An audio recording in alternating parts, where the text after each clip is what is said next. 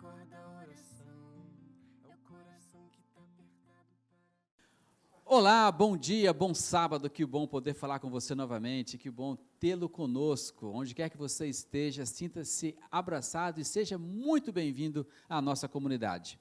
Estamos aqui mais um sábado para louvar o nome de Deus. Tenho um anúncio muito importante para os meus queridos amigos da nossa comunidade Lighthouse, aqueles que frequentam a nossa igreja.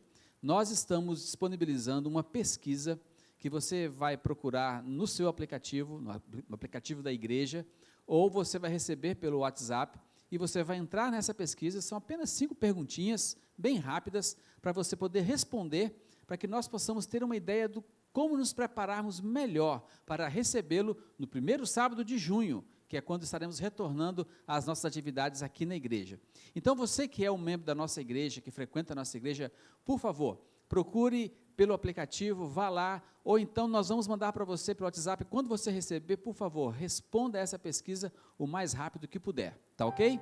Conto com a sua colaboração.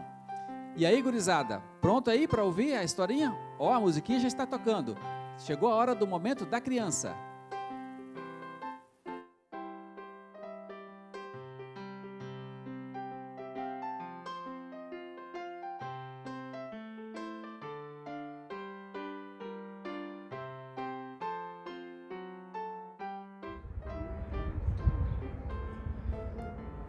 Oi, gente! Hoje eu vim aqui para eu contar a história da Bíblia que eu mais gosto, que é da Rainha Esther. Só que o nome dela não é Esther, é Hadassah. Por quê? Vamos saber na história. Primeiro, a gente tem que saber que Hadassah, quando ela era pequenininha, ela perdeu os pais. Mas ela virou órfã e o seu primo Mardoqueu, ele cuidou como se fosse um pai para ela.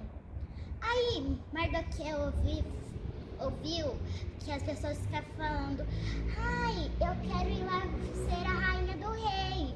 Aí ele disse para Hadassah: Hadassah, você não pode, você vai pro castelo royal para você tentar ser a rainha do rei. Só que você não pode falar que você é judia e o seu nome não vai ser mais Hadassah, vai ser Esther, tá? Aí Esther foi lá pro castelo. Aí ela foi escolhida como rainha. Aí, como Esther gostava tanto do seu primo, ela ia, às vezes o primo dela visitava ela e ela ia lá conversar com ela. Aí, teve uma vez que Mardoqueu não se ajoelhou com Amã. Aí Amã ficou bravo com o Mardoqueu, muito bravo. E eu fico bravo com Amã. Aí Amã disse com seus amigos: eu vou construir uma forca lá na minha casa para me admirar a morte de Mardoqueu. E eu vou pedir para o rei que ele me empreste o anel dele para me fazer um decreto que todos os judeus têm que morrer. Aí ele falou pro rei e o rei deu o anel, não sabendo que Esther era judia, na verdade Hadassah era judia. Aí, né? Só que aí, quando Esther ficou sabendo, ela foi correndo falar com seu primo sobre isso. Aí, ela queria falar com o rei, só que ela não podia, porque ela não foi chamada faz tempo para não falar com o rei. Só que aí, ela tomou coragem e foi. Mas se ela fosse sem o rei pedir e ele erguesse o seu cetro, ela podia morrer. Mas não foi isso que aconteceu. O rei disse assim: ai, que bom vê-la, minha querida rainha Esther. O que você quer? Fale que eu te dou até a metade do meu reino. Olha só como ele foi gentil. Aí Esther disse assim: eu quero fazer um banquete. Você, eu e Amã. Aí o rei disse assim: tá bom, podemos fazer. Aí no primeiro banquete, o rei disse assim: querida rainha Esther, o que você quer de novo? Pode falar, eu dou até metade do meu reino para você. Aí Esther disse que queria fazer outro banquete. Aí no segundo banquete, ela disse: rei, tem uma pessoa que quer matar a mim e todo o meu povo. Aí ela disse que era judia. Aí o rei ficou bravo e disse assim: quem é esse homem que quer matar seu povo? Me diga, eu vou logo matá-lo. Aí ela disse assim: é Amã. E olhe, ali tá a forca dele, bem na própria casa dele. Aí o rei foi lá e matou Amã na sua própria forca que ele disse pra... Ele construiu pra matar Mardoqueu. E ele mesmo foi morto. Então, gente, a história de hoje, a lição de hoje que a gente aprendeu é que a gente sempre tem que ser fiel a Deus. Mesmo Esther estando longe do seu povo, ela continuava sendo fiel a Deus. E esse é o exemplo que a gente tem que ser também. Tchau! Feliz sábado! Tudo bem com vocês? Bom estar aqui com vocês mais uma vez, mais um sábado. Espero que vocês estejam bem aí, vocês com as suas famílias. E quantos de vocês querem estar no céu?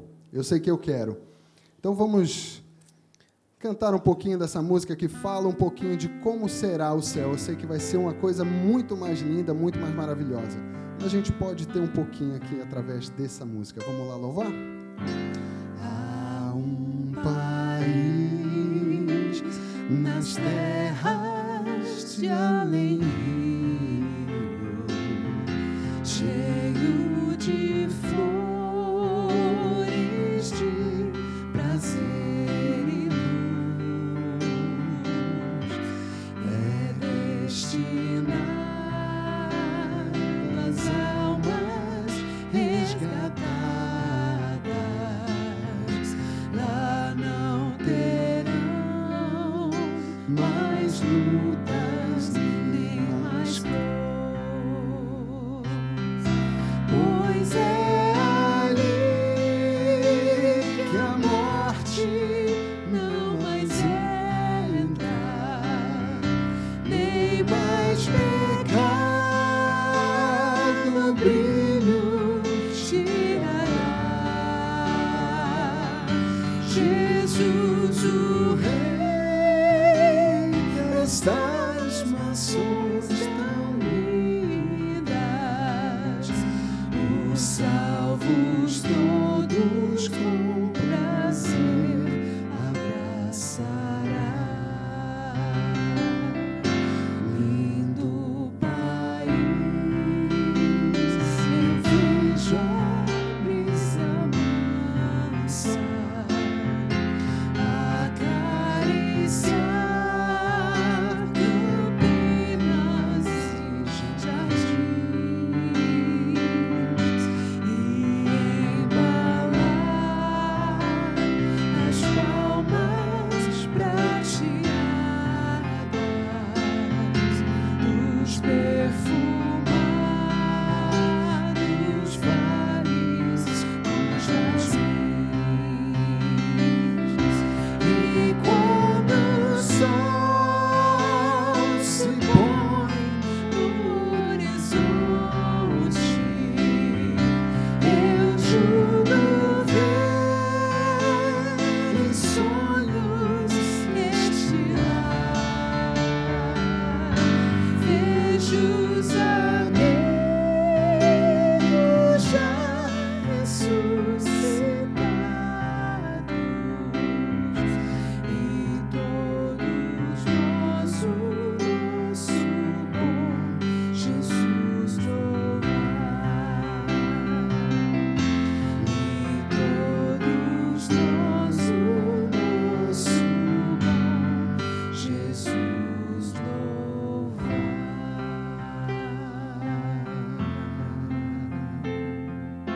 Amém. Amém. Eu almejo um dia estar nesse céu, estar nesse lindo país. Mas para isso, antes, teremos que ver Jesus voltando nas nuvens. Cante conosco e almeje esse dia.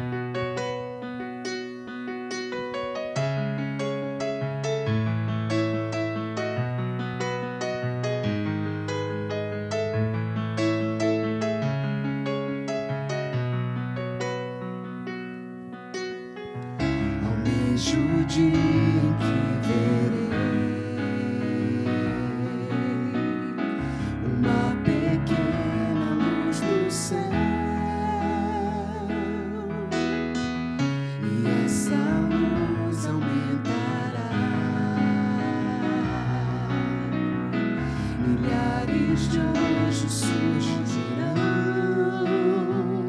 Eu creio sim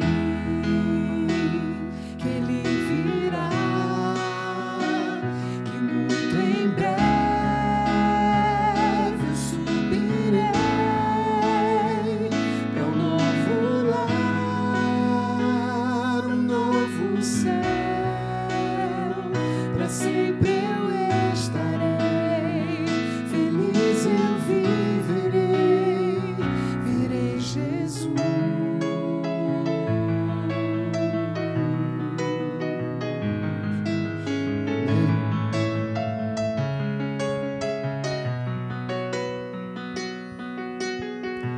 A voz de Deus irá soar, nas nuvens sua glória surgirá. Mil gerações se encontrarão e para sempre louvarão. Eu creio sim que Ele virá, que muito em breve eu subirei para um novo lar, um novo céu. Para sempre eu estarei, feliz eu viverei, verei Jesus.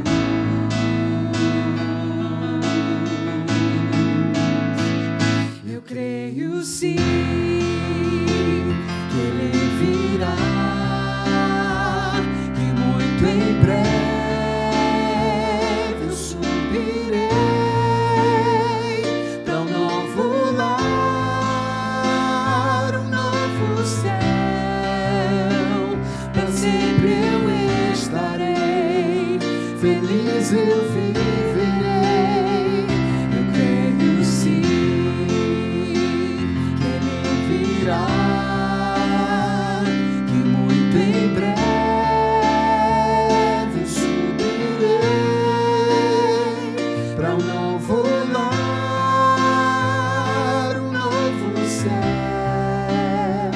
Para sempre eu estarei, feliz eu viverei, verei Jesus.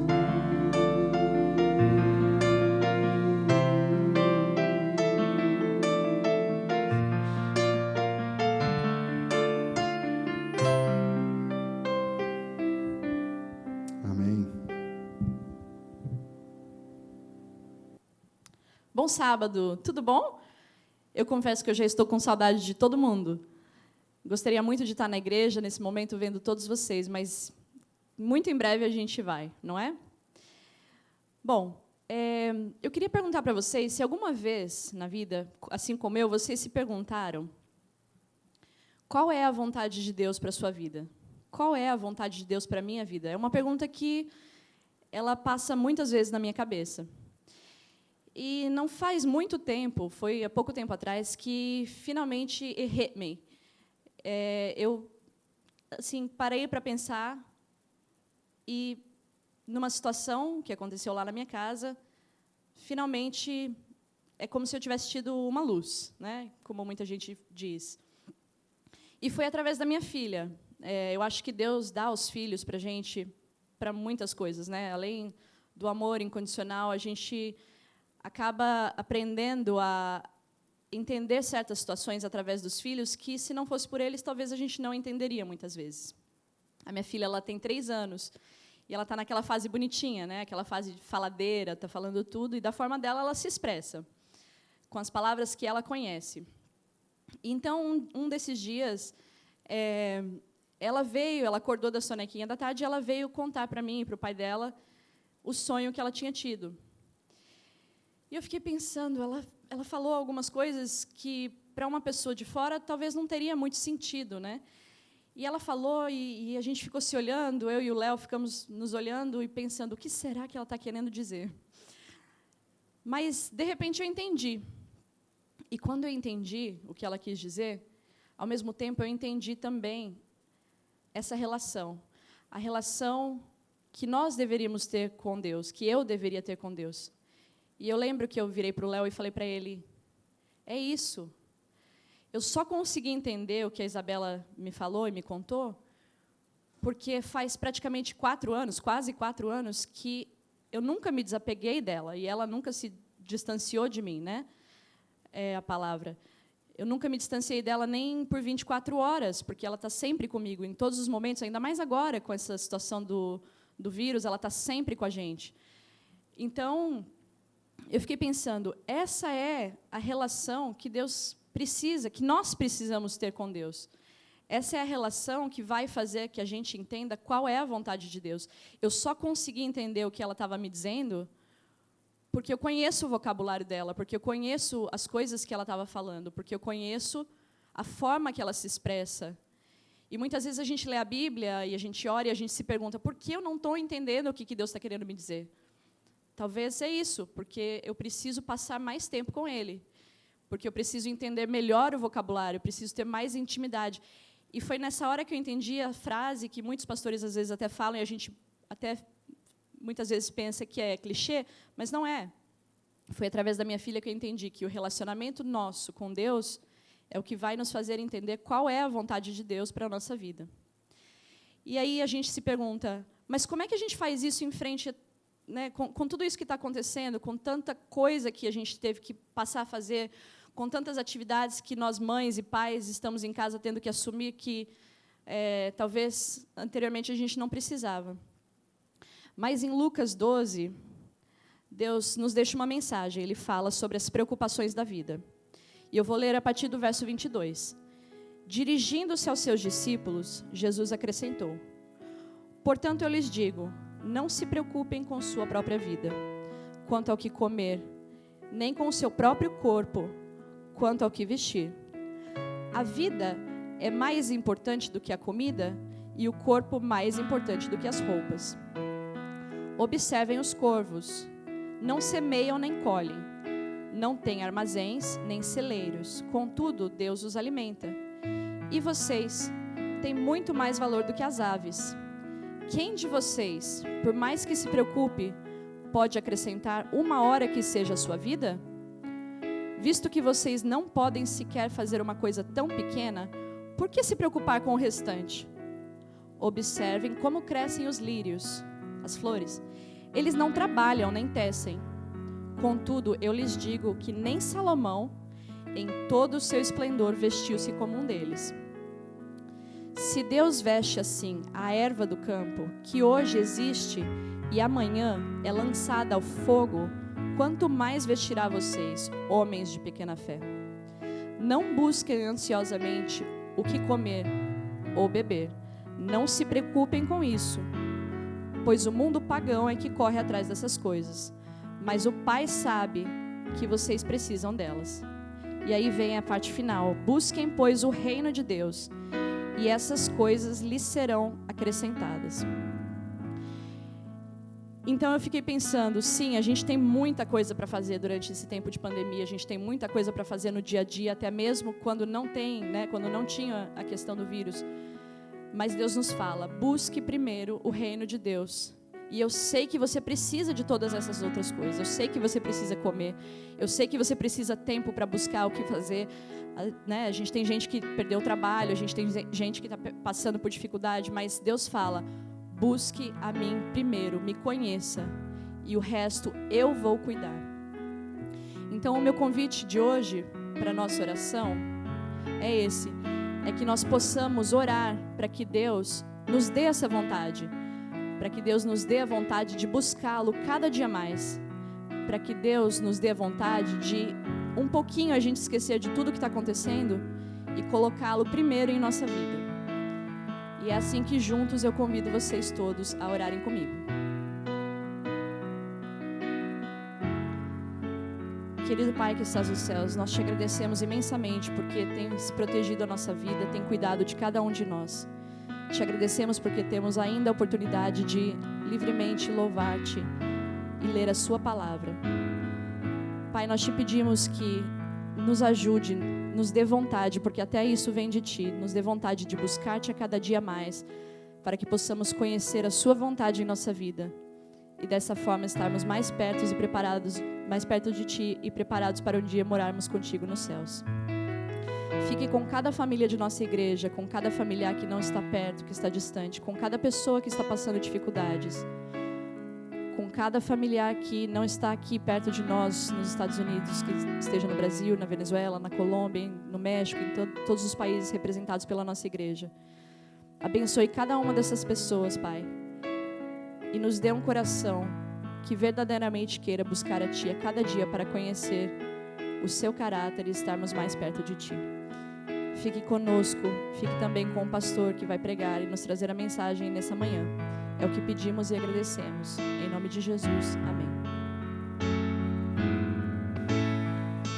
Então me lembrarei das minhas promessas, ouvirei as preces e sararei a terra, os erguerei de novo, ainda neste tempo, como um só povo que pede por renovo. Em nome de Jesus.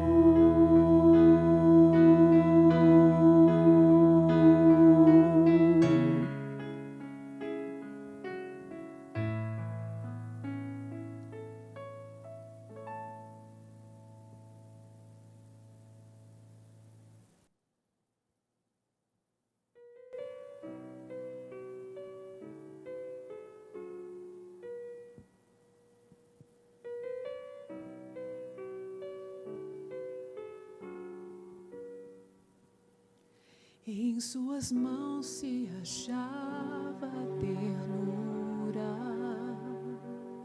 em suas mãos repousava o perdão, o seu olhar de amor fazia qualquer pecador se arrepender. Ele levava consigo a vida, de suas vestes brotava o poder, veio trazer a paz, curar a dor e salvar a quem o negou. Cristo Jesus, o Filho de Deus, e o mundo não quis ouvir seu chamar, fez o surdo ouvir e o mudo falar, fez o morto se levantar, e quem aceitasse o seu favor herdaria o seu amor. Ele veio morrer para ser o nosso Salvador.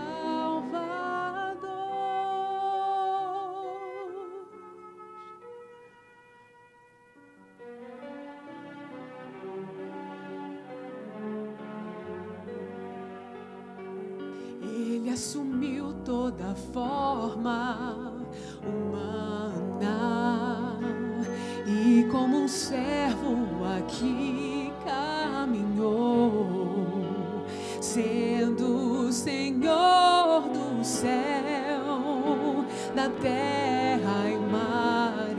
escolheu por nós se humilhar. Lá no Calvário, um triste momento, dilaceraram o seu coração, cravos nos pés e mãos marcaram para sempre o autor da redenção,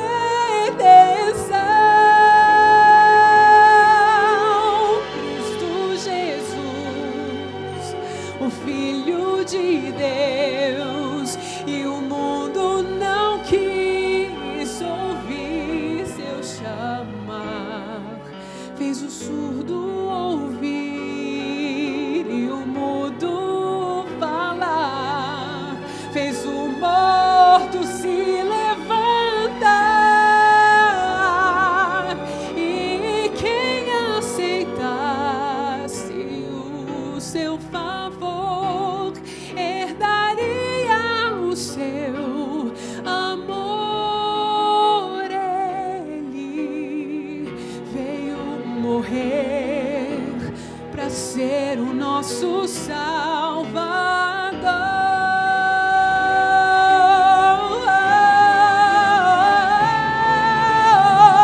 Cristo Jesus, o Filho de Deus, e o mundo não quis ouvir seu chamar, fez o surdo ouvir e o mudo falar, fez o morto se levantar,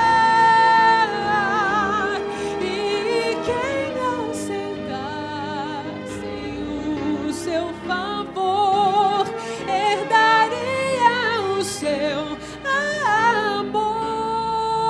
Ele veio morrer para ser o nosso Salvador.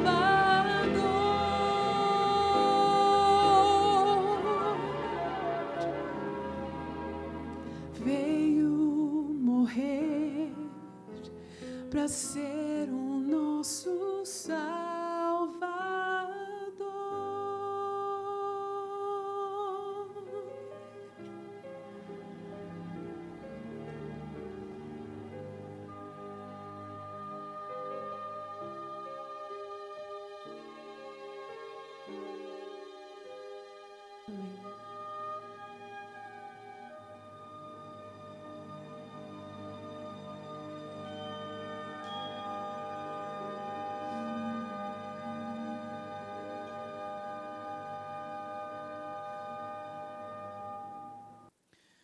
Muito obrigado, Dani, pela linda música.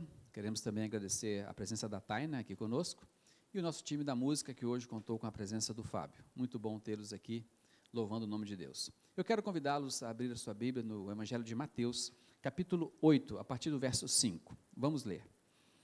Tendo Jesus entrado em Cafarnaum, apresentou-se-lhe um centurião implorando: Senhor, o meu criado jaz em casa, de cama, paralítico, sofrendo horrivelmente. Jesus lhe disse: eu irei curá-lo.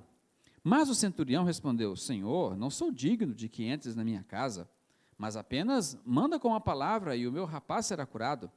Pois também eu sou homem sujeito à autoridade, tenho soldados às minhas ordens, e digo a este: vai, e a ele vai, e a outro: vem, e ele vem, e a meu servo: faz isso, e ele o faz. Ouvindo isto, admirou-se Jesus, e disse aos que o seguiam: em verdade vos afirmo que nem mesmo em Israel achei fé como esta. Digo-vos que muitos virão do Oriente e do Ocidente, e tomarão lugares à mesa com Abraão, Isaque e Jacó, no reino dos céus. Ao passo que os filhos do reino serão lançados para fora, nas trevas, ali haverá choro e ranger de dentes. Então disse Jesus ao centurião: vai-te e seja feito conforme a tua fé. E naquela mesma hora o servo foi curado. Você já foi surpreendido algum momento da sua vida? Há pessoas que não gostam de surpresas. Eu conheço pessoas que eles não gostam de surpresas, especialmente festa de aniversário surpresa. Já outras adoram uma surpresa, ainda mais festas de aniversário surpresa. E realmente, uma festa de aniversário surpresa é algo muito agradável quando você tem, né? Porque significa que os seus amigos, eles estiveram reunidos, planejando para aquele momento especial, para que você se sentisse bem. Então faz bem, às vezes, quando você é surpreendido por uma festa de aniversário feita para os seus amigos. Mas se tem um tipo de surpresa que realmente faz bem para todo mundo, é quando você é surpreendido por uma atitude de alguém da qual você não esperava que ela tivesse aquela atitude. Uma atitude positiva, lógico. De repente você está, uma pessoa que você não conhece muito bem, de repente faz um favor para você que você não imaginava que ela fosse fazer. Esse tipo de surpresa, ela é muito agradável, porque nos dá esperança de que realmente as pessoas, elas são boas, elas só precisam ter um motivo para mostrar a sua bondade. E no texto que nós lemos, esse texto aqui do Evangelho de Mateus, nos fala que o próprio Jesus se admirou, ou seja, ele se surpreendeu com a atitude desse centurião. Veja bem, o próprio mestre também foi surpreendido por uma atitude que ele não imaginava. Mas vamos analisar esse texto um pouquinho mais profundamente para entendermos todos os detalhes que estão contidos aqui e que nos mostram realmente a importância desse texto para o nosso estudo de hoje. Primeiramente, Mateus deixa bem claro que eles estavam na cidade de Cafarnaum. A cidade de Cafarnaum, ela é muitas vezes mencionada na Bíblia. Você vai encontrar vários textos, vários episódios que aconteceram na cidade de Cafarnaum. Não é à toa, porque Cafarnaum foi a cidade que Jesus escolheu para viver. Jesus, nós sabemos, ele nasceu em Belém, né, foi criado praticamente toda a sua infância e juventude na cidade de Nazaré, na região de Nazaré, mas quando ele vai iniciar o seu ministério, é na cidade de Cafarnaum que estava a sua casa. Ele escolheu a cidade para morar, ou seja, Cafarnaum era a cidade de residência de Jesus.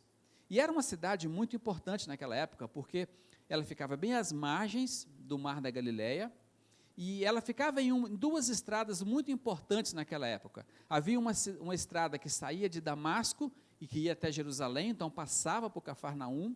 Essa mesma estrada, depois que passava por Jerusalém, ela ia até o Egito. E havia uma outra estrada que ligava Cafarnaum ao mar Mediterrâneo. Ou seja, era uma cidade com muita atividade de pessoas de fora, de viajantes que vinham até ali. É uma cidade que o comércio era um comércio forte. Ou seja, quando Jesus escolhe Cafarnaum, é porque Cafarnaum tinha uma localização estratégica.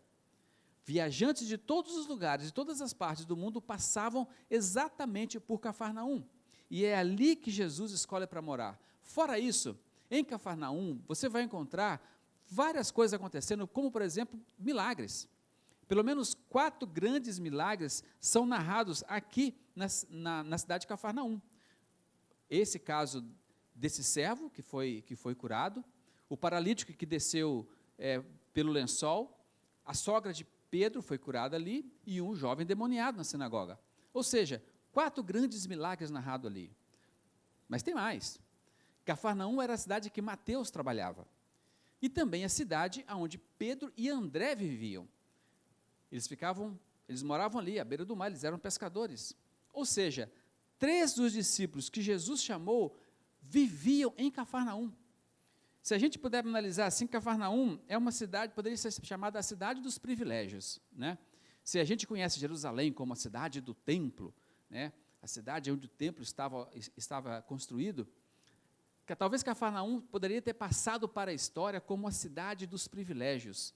Jesus morou ali, era uma cidade importante.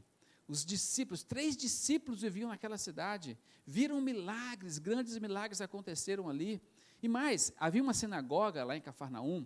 Aliás, se você for a Cafarnaum hoje, as suas ruínas, bem no meio da praça, bem na parte central das ruínas de Cafarnaum, você vai encontrar a antiga sinagoga. Lógico que a parte de cima, onde você pode entrar, é o período bizantino, mas na base da sinagoga, a base da construção, é ainda do 1º século, ou seja, a base daquela sinagoga que hoje ainda existe na cidade de Cafarnaum, é do tempo de Jesus, foi no período de Jesus. E essa sinagoga foi construída por esse centurião, esse aqui do texto que nós lemos.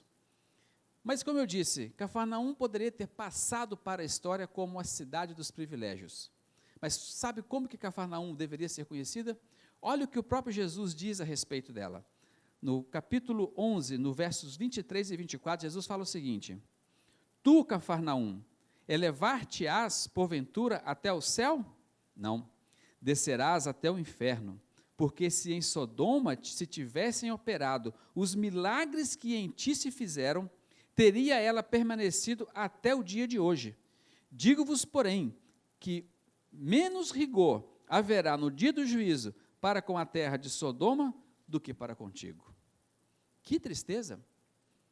A cidade que deveria ter passado para a história como a cidade dos privilégios, é a cidade que perde esse privilégio, e que deveria ser reconhecida como a cidade que, pior do que Sodoma.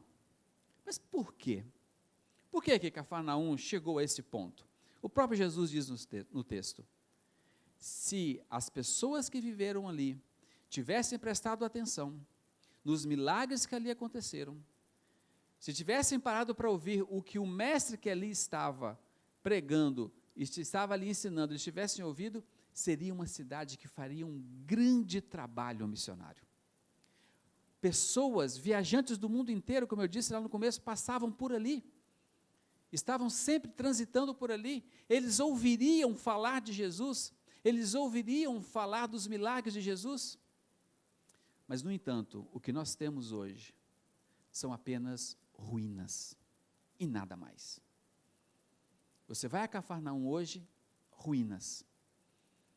Cadê a cidade dos privilégios? Todo o privilégio nos leva a uma responsabilidade. Jesus escolheu Cafarnaum porque ele tinha uma missão para Cafarnaum. Ele tinha um objetivo para Cafarnaum. E o objetivo era propagar a mensagem do Evangelho. Você pensa que Jesus te escolheu para quê? Apenas para você ir para o céu? Apenas para te dar a salvação? Nós fomos escolhidos porque nós temos uma missão. Nós temos que repartir essa missão com os outros. É um privilégio que nós temos, o de pertencer à família de Deus. É um privilégio tremendo, os conhecimentos da Bíblia que nós temos e que fazem um bem tremendo para nós, especialmente nesse momento em que vivemos. E nossa missão é falar aos outros disso. Mas será que eu estou agindo como Cafarnaum? Agiu? Deixando passar esse momento? Deixando passar esse privilégio? E é por isso que Jesus se admira com o que o centurião fala, porque esse é o outro personagem, o personagem central desse texto, o centurião. Um homem que, pelo que nós percebemos e pelo que nós vemos, ele era uma pessoa bem relacionada com os judeus daquela época, especialmente com os líderes. Nós sabemos que ele foi quem construiu a sinagoga, ou seja, ele respeitava até a religião dos judeus, né, uma vez que ele era um romano. Ele era um homem importante, porque ele comandava uma centúria, eram 100 homens no mínimo que ele comandava, mas pelo visto, esse homem ele era um comandante diferente, porque ele estava preocupado com o seu servo, com a saúde do seu servo. E ao invés de ir orar para os deuses pagãos dos romanos, ao invés de procurar cura em outros lugares, esse oficial, esse subtenente do exército romano, ele ouve falar desse Jesus que vivia em Cafarnaum, a cidade que ele comandava, e com certeza ele já tinha ouvido falar de Jesus. Aliás, ele era a autoridade máxima do governo romano ali. E na hora em que ele tem a oportunidade, que o servo está doente e Jesus está ali, ele vai até Jesus. Ele vai até Jesus e diz para ele: você pode curar o meu servo? Eu tenho um servo que está passando com muitas dificuldades, ele está doente, está paralítico, você pode ir lá, você pode curá-lo? E Jesus imediatamente diz: sim, eu irei curá-lo. Mas aí vem a grande surpresa de Jesus, porque a reação do centurião é marcante, porque ele diz: eu não sou digno de que você entre na minha casa. A lógica da época diria o contrário. A lógica da época diria que Jesus, aquele nazareno, andarilho, que era simplesmente um carpinteiro, mas que a partir daquele momento passava mais tempo andando de uma cidade para outra com seus discípulos, ele não deveria ter o direito de entrar na casa de um oficial romano. A lógica e a lei da época dizia isso. Mas o que nós vemos é esse centurião dizendo o contrário, reconhecendo quem era Jesus, reconhecendo a grandiosidade de Jesus, colocando-se numa posição de humildade, de uma forma que espantou todo mundo, especialmente Jesus. E esse homem, do alto da sua humildade, olha para Jesus e diz: não, eu não sou digno que você entre na minha casa, porque eu creio que você tem poder para curar daí mesmo, de onde você está. E quando Jesus olha aquela fé, ele se admira, e aí ele fala algo que é lindo, mas ao mesmo tempo nos choca, porque ele fala: nem mesmo em Israel eu encontrei uma fé como essa. Parece que você consegue perceber uma pitada de decepção nessa frase de Jesus, né? É como se ele dissesse: poxa vida, aonde eu esperava encontrar a fé, eu não encontrei. Por quê? Esperar a fé de um judeu, de alguém que se julgava pertencer ao povo de Deus, né? Um religioso, alguém que estava lendo a Bíblia e que trazia a Bíblia praticamente de cor na sua memória e que seguia todos os rituais que a lei mosaica exigia e que tinha uma relação com Deus e que orava com Deus sempre, que estava sempre procurando ler a palavra de Deus. Esperar fé de uma pessoa assim é até natural, mas você esperar fé de um pagão, de alguém que passou a vida toda acreditando em outros deuses, que passou a vida toda adorando outras divindades, e é exatamente esse pagão que olha para Jesus e fala: eu tenho fé em você. E é por isso que Jesus se admira e diz: eu não encontrei fé como essa, nem em Israel. Por que eu digo que há uma pequena linha de decepção quando Jesus fala essa palavra? A surpresa dele vem daí, porque ele esperava encontrar no seu povo esse tipo de fé. Ele esperava encontrar no seu povo uma fé que realmente fosse muito forte. No entanto, para a cidade de Cafarnaum, o que ele teve foi uma profecia de desastre. Por dizer: se lá em Sodoma tivessem visto os milagres que vocês viram, eles estariam de pé até hoje. E terá menos rigor para eles do que para vocês. Ou seja, o povo de Deus, os filhos de Israel, aqueles que estavam na sinagoga todos os sábados ouvindo o rabino pregar, aqueles que seguiam todas as tradições, aqueles que levavam uma vida de acordo com a lei, de acordo com a palavra de Deus, seguindo todos os preceitos, essas pessoas conviveram com o mestre, estiveram juntas com ele o tempo todo, mas não creram nele, não acreditaram nele, não tiveram um relacionamento verdadeiro com ele. Mas um pagão, um oficial do exército romano, alguém que tinha sido criado numa outra cultura, com outros deuses, conheceu Jesus, ouviu falar de Jesus, não sabemos o quanto ele conhecia, não sabemos o quão perto ele estava, mas ele sabia que Jesus tinha poder para curar aonde quer que ele estivesse. E mais do que isso, Jesus era tão importante que ele se sentia o menor de todos. O mestre não deveria nem entrar na sua casa. Você consegue perceber qual é a mensagem que Jesus tem para mim e para você nessa manhã, com esse texto? Você consegue se identificar com esses personagens? Você consegue se ver onde é que você está nessa história?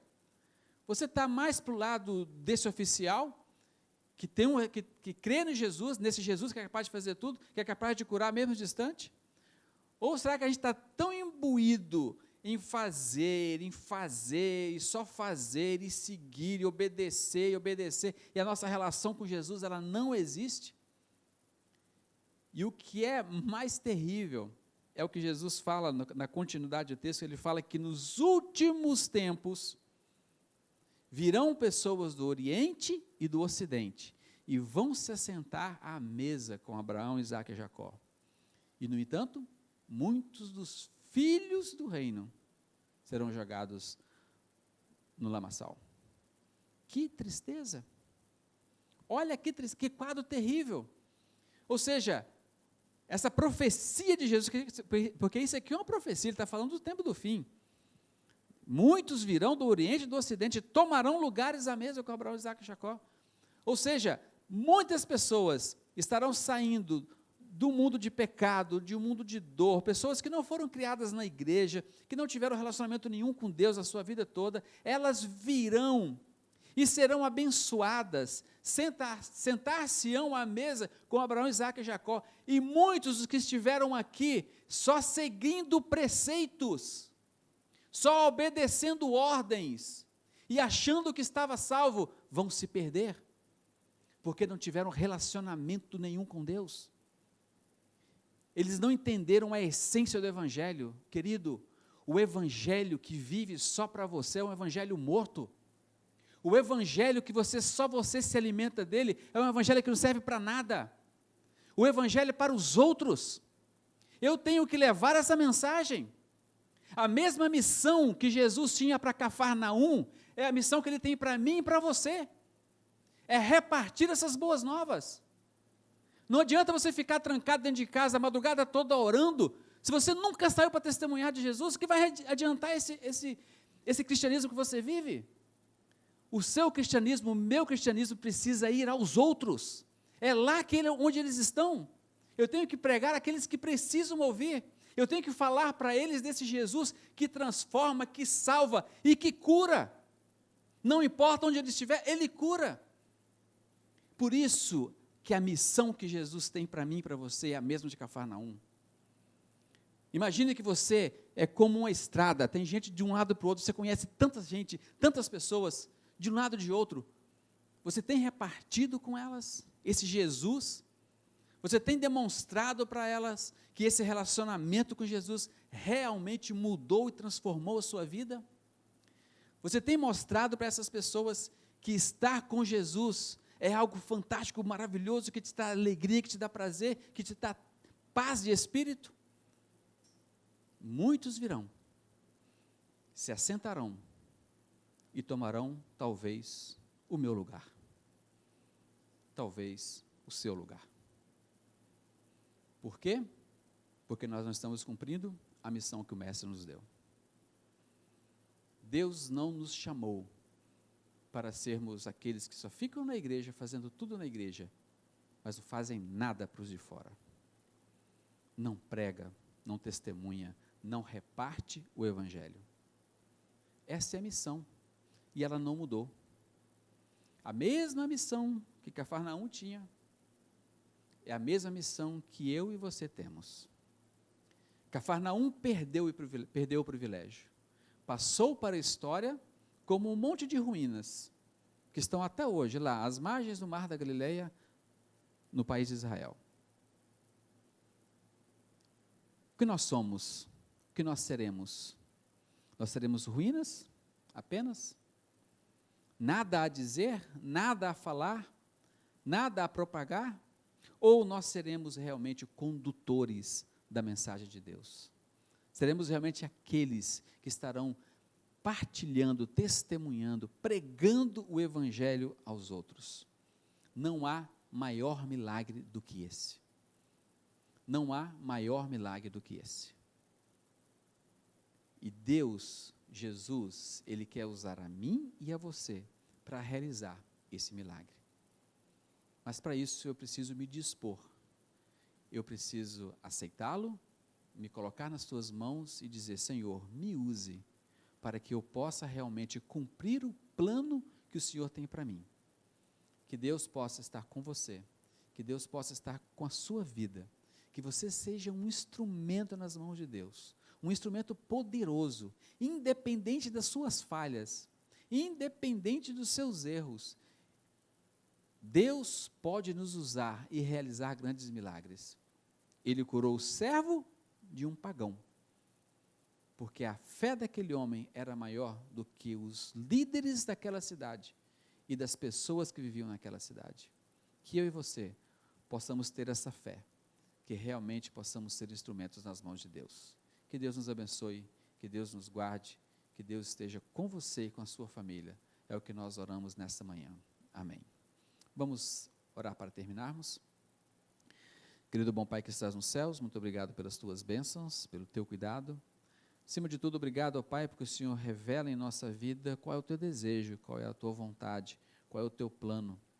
E nós te suplicamos e clamamos e nos colocamos em tuas mãos para dizer: Senhor, nos use de maneira poderosa, para que possamos ser instrumentos de esperança, que possamos estar conduzindo aos outros essa mensagem maravilhosa de salvação, essa mensagem que nos traz alegria e a certeza de que em breve tudo o que estamos vivendo será passado e estaremos contigo para sempre, junto à mesa de Abraão, Isaque e Jacó, mas acima de tudo, eternamente ao teu lado. Fica conosco, nos abençoe e nos guarde, eu te peço em nome de Jesus. Amém. Muito obrigado você que nos assistiu, que esteve conosco até agora. Tenham todos um bom restante de sábado e que as bênçãos de Deus sejam com você e com a sua família. Amém.